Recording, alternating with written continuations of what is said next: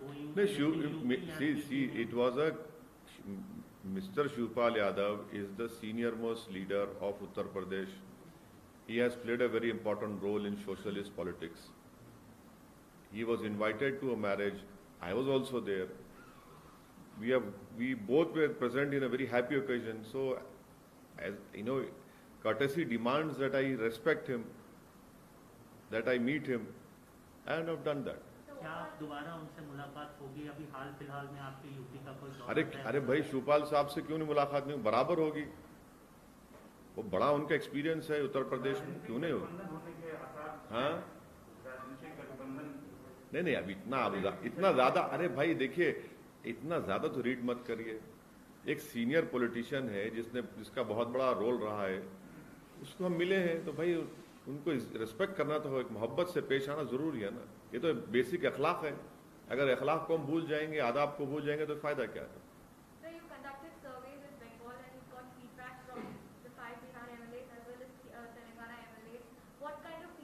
So that is why I am waiting for an auspicious time to speak on that issue. Well, very soon.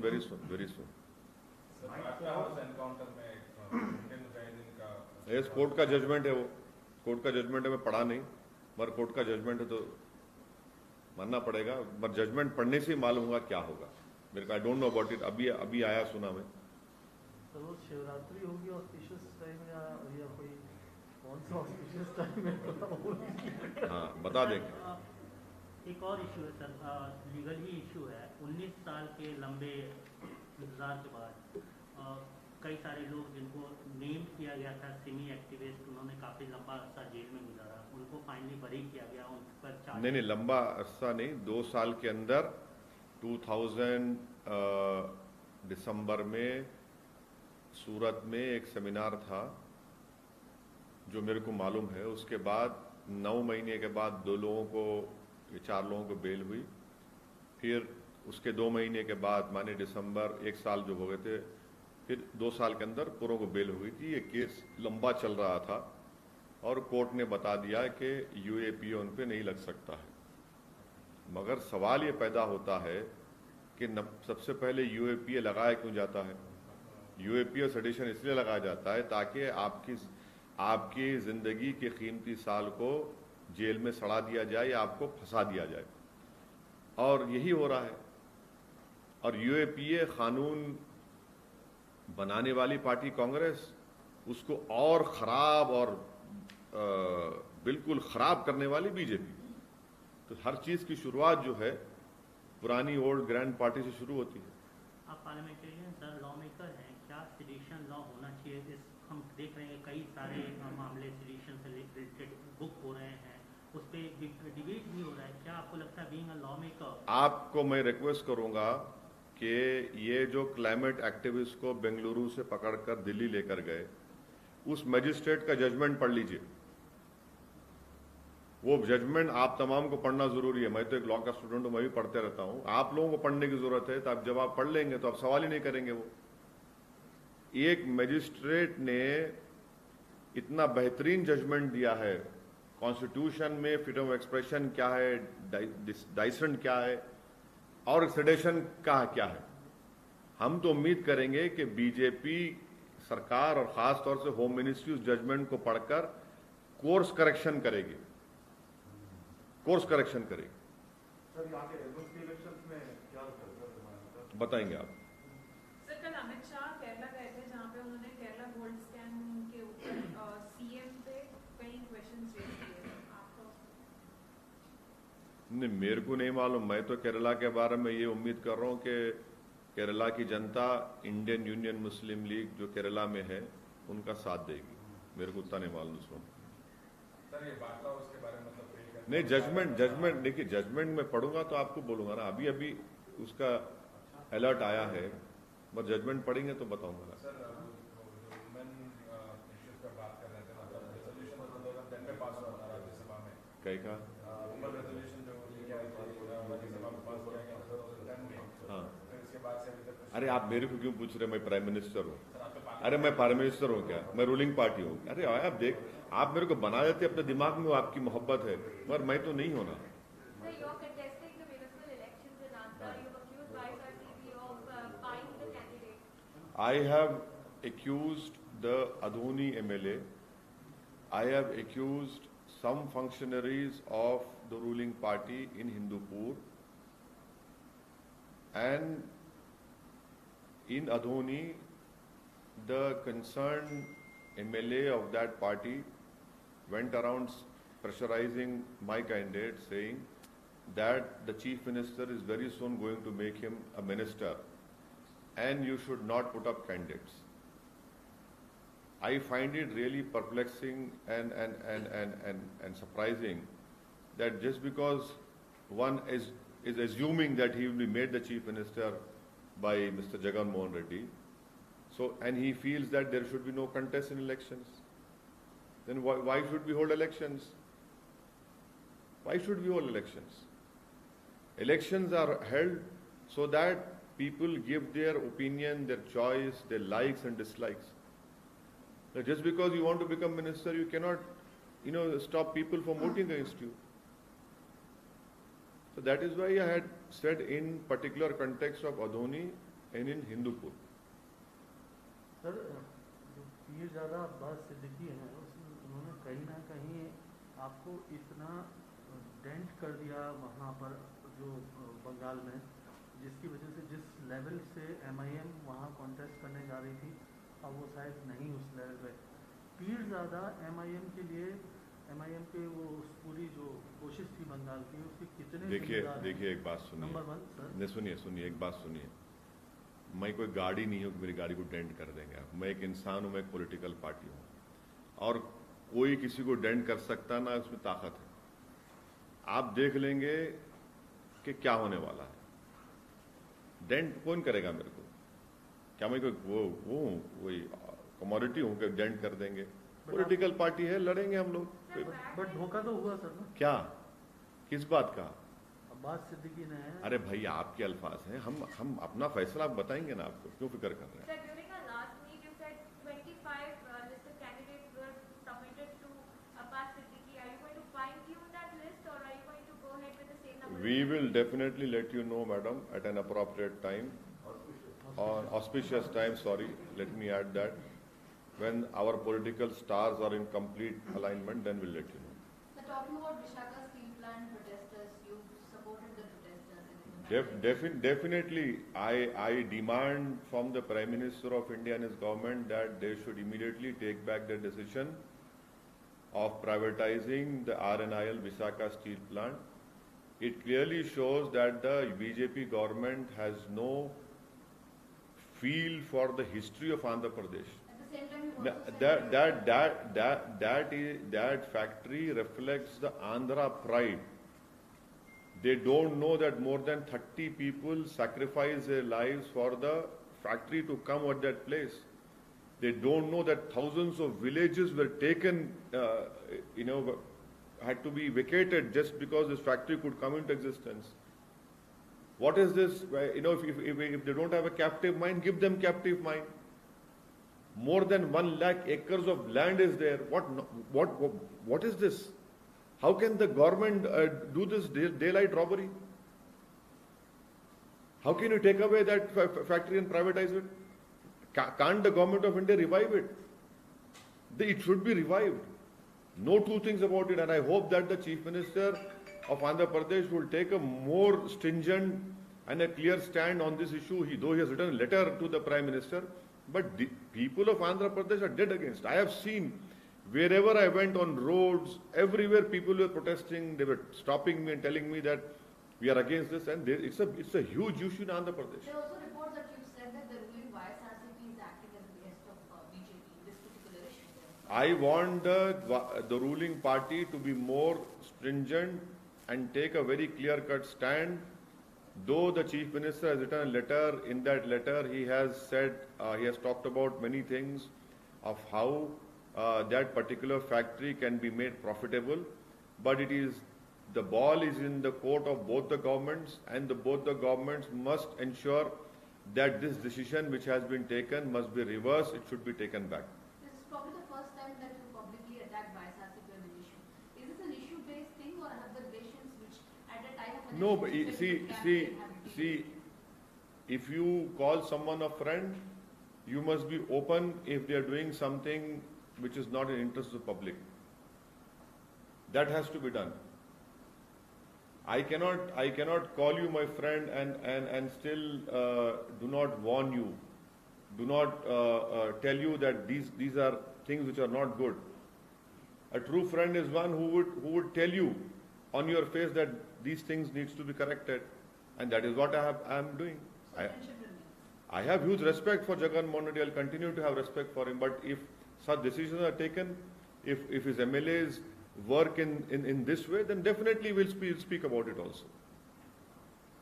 Because in Andhra Pradesh, I hope that the ruling party understands that if you have a communal cauldron, let me give you in a very layman's language to understand it. If you have curd rice and you have a rice which is being fried, people will not go and eat curd rice. They will go for that rice only.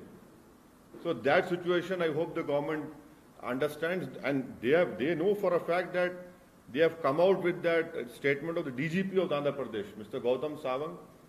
He has come out with a statement of who were responsible in the desecration of the temples in Andhra Pradesh, to which political party they belong to. Unfortunately, you media people have not made it a national issue.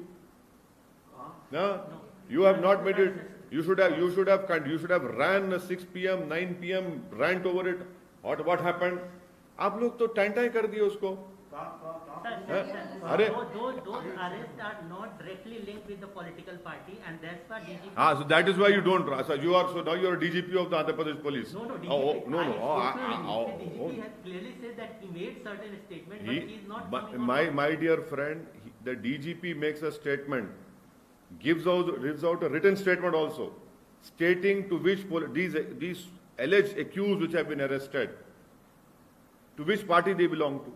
You have not talked about the statement of the BJP observer in Andhra Pradesh who said that Andhra Pradesh will turn into Christianity. Secondly, you have not talked about a chief minister, Mr. Chandrababu, ex-chief minister, who happened to be chief minister for 14 years. He made that obnoxious statement. If tomorrow someone changes religion, does he lose his India citizenship? Please tell me. Listen to me. Changing of religion, Constitution guarantees you that. If I or you change your religion, are you not an Indian? Please tell me. How can Chandrababu Naidu make that statement? How can that BJP observer make that statement? But at the same time, they're also cheating the government rights and not showing themselves as, Christians. And also Who? forceful conversion. The issue Who are is you to ask me what I do in my house? Sir, Have you read the privacy judgment? What I do inside my house, what I do is part of my privacy, is now a fundamental right. But किसी को No, this is not cheating. I'm sorry, sir, it is not cheating. What I do with my life, whether I go to a church, whether I don't go to a masjid, whether I go to a temple, that is your individual choice. And that is how we celebrate our democracy. People go to church, people go to temples, people go to masjid. People don't go to all these places. That is what makes our Indian democracy work. लेकिन किसी को लालच देके तो नहीं बनाया जा सकता ना. एक गांव में, पूरे गांव में 3 क्रिश्चियन और 11 चर्च, ये कैसे बहुत मुमकिन है? जो SC/STs हैं वो क्रिश्चियनिटी. आप कौन होते भाई? नहीं, आप कौन होते? आप ठेका सुनिए, एक बात सुनिए. 3 होंगे, 100 बनेंगे. अब अगर यही पलटा के दूसरे मजहब के बारे में बोले तो आप लोग चला देते ना 9 बजे चला देते आप लोग. देखिए देश को खतरा हो गया. अरे आपको तकलीफ क्या हो रही भाई?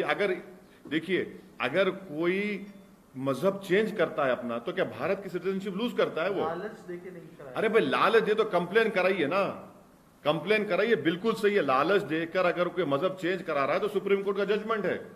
एक नहीं कई, आप केसबुक कराइए 420 का, मगर कुछ भी नहीं हो रहा तो आप बोले जा रहे हैं.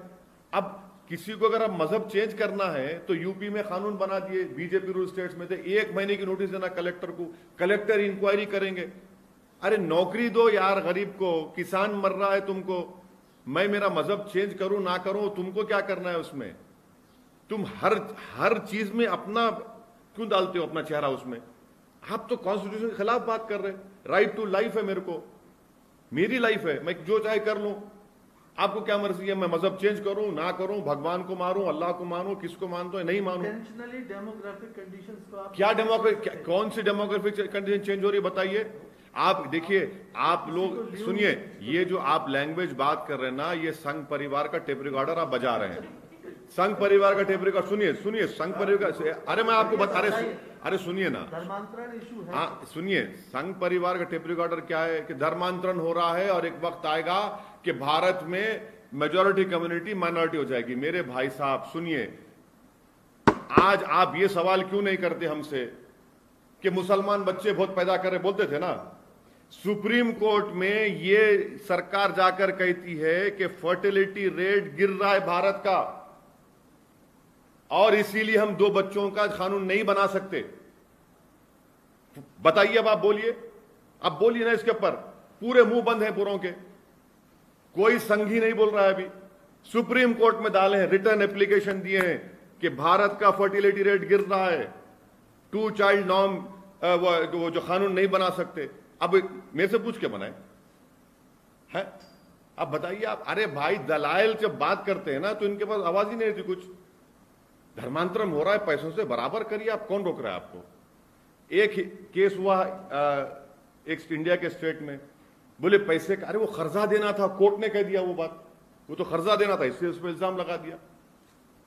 मतलब क्या सर चेंज होके, मतलब मजहब चेंज करने के बावजूद आप क्लेम भी नहीं करेंगे, मतलब रिजर्वेशन भी क्लेम करेंगे। क्या क्लेम करेंगे? आप क्रिश्चियन बोल के क्लेम भी नहीं कर रहे, BC-D या फिर BC-C में आएगा ना, SC बोल के क्लियरली क्लेम कर रहे हैं। अरे भाई साहब, उन्हें क्या मजहब चल रहा है, आपको क्या फिक्र है उसकी। नहीं सर, आप cheat नहीं कर रहे हैं।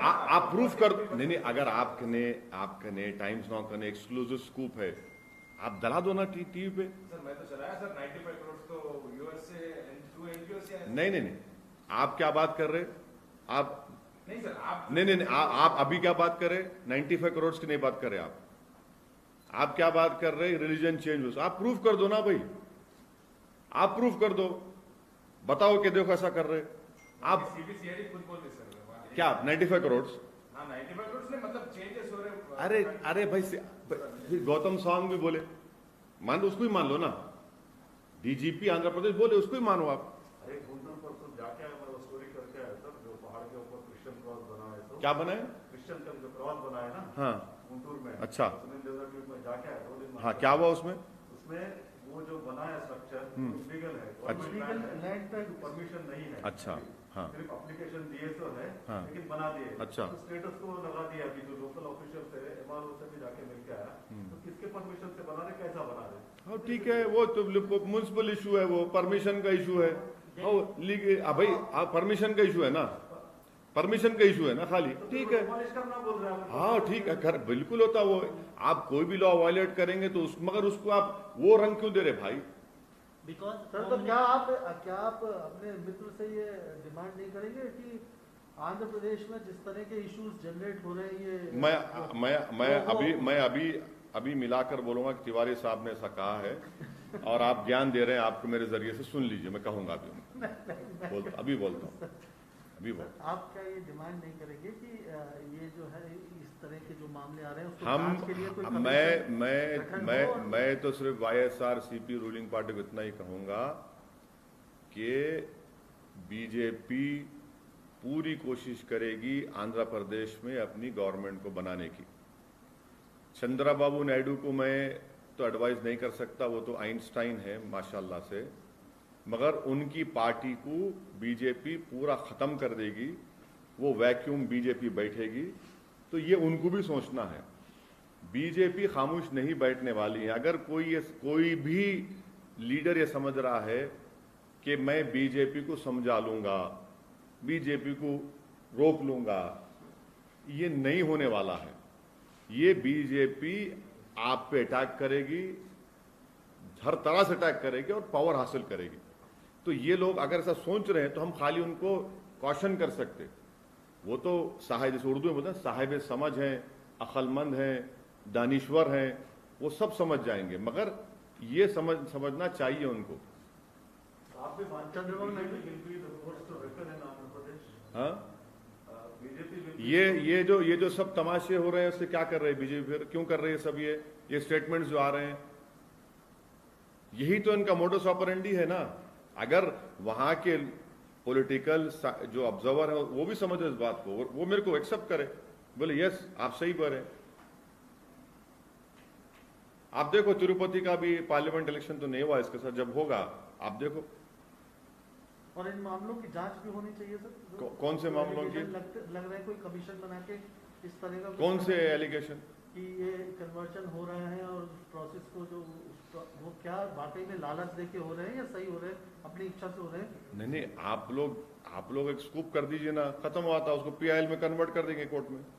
गवर्नमेंट आप एक स्कूप कर दीजिए कि भाई इस तरह से कन्वर्जन हो रहा है। देखिए, अगर कोई अपनी मर्जी से कन्वर्ट हो रहा है तो वो भारत का सिटीजन रहता है। अगर कोई ये कह रहा है कि मैं किसी मजहब को नहीं मानता तो भी भारत का सिटीजन रहता। ये इतना परेशान होने की बात क्या है इसमें? क्या परेशान होने की बात क्या है? संविधान में तो है ना इजाजत कन्वर्जन की, संविधान में है इजाजत। संविधान जो बाबा साहब अम्बेडकर का बना, इसलिए तो बाबा साहब अम्बेडकर ने क्या किया था नागपुर में? अगर बाबा साहब अम्बेडकर किए थे, नहीं किए थे, कितने लोगों के साथ किए थे? 100-200 ने, हजारों के साथ बाबा साहब किए थे। अब उसमें क्या बोलेंगे आप? ये तो शुक्र है कि बाबा साहब उस वक्त कर लिए, अगर आज बाबा साहब करते तो ये लोग क्या करते नहीं मालूम उनके ऊपर। बाबा साहब किए थे, नहीं किए थे, अब क्या बोलेंगे बाबा साहब करने को आप?